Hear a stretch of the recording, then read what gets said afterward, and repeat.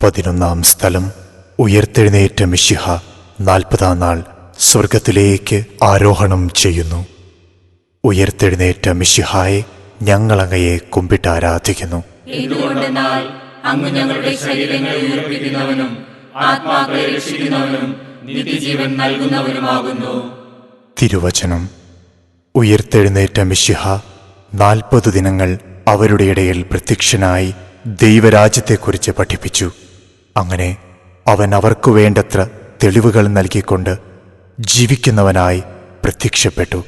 അവൻ അവരോടൊപ്പം ഭക്ഷണത്തിനിരിക്കുമ്പോൾ കൽപ്പിച്ചു, നിങ്ങൾ ജെറുസലേം വിട്ടുപോകരുത്.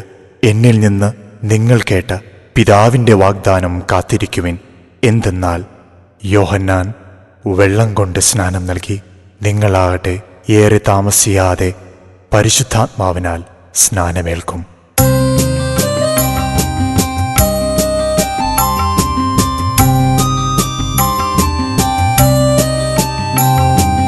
ഉദ്ധിതനാമേശു 40 നാളുകൾ ഭൂവിതിൽ പ്രത്യക്ഷനായി പ്രത്യാശ നൽകി ഉയിർപ്പെന്ന സത്യത്തിൽ സാക്ഷ്യവും നൽകിയ നീശോനാഥൻ, സാക്ഷ്യവും നൽകിയ നീശോ.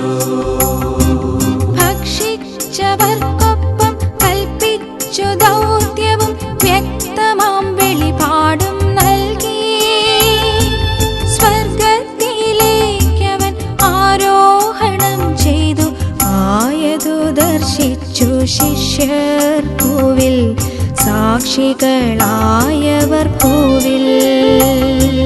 വെള്ളത്താൽ സ്നാനം ഏറ്റവർ ഞങ്ങൾ ഭൂവിതിൽ മുദ്രിതരായി പാവനാത്മാവാലെ സ്നാനമേകി സ്വർഗത്തിൽ മുദ്രിതരാക്കൂ നാഥ, രക്ഷകനേശുവേ നാഥ.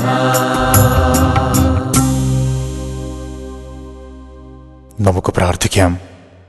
ഉയർത്തെഴുന്നേറ്റ മിശിഹായെ ബഥാനിയ മലയിൽ വച്ച് തൻ്റെ 2 കരങ്ങളും ഉയർത്തി അനുഗ്രഹിച്ച് ശിഷ്യരെ സാക്ഷികളാക്കി 40-ാം നാൾ അങ്ങ് സ്വർഗത്തിലേക്ക് ആരോഹണം ചെയ്തു.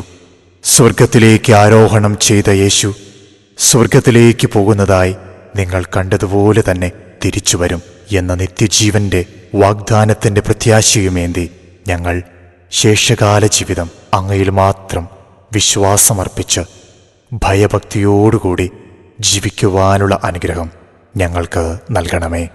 കർത്താവെ, അനുഗ്രഹിക്കണമേ. മിശിഹായെ അനുഗ്രഹിക്കണമേ. പരിശുദ്ധ ദൈവമാതാവേ, ഉദ്ധിതനായ മിശിഹായുടെ മഹത്വത്തിൽ പങ്കുചേരുവാൻ ഞങ്ങൾക്ക് വേണ്ടി പ്രാർത്ഥിക്കണമേ.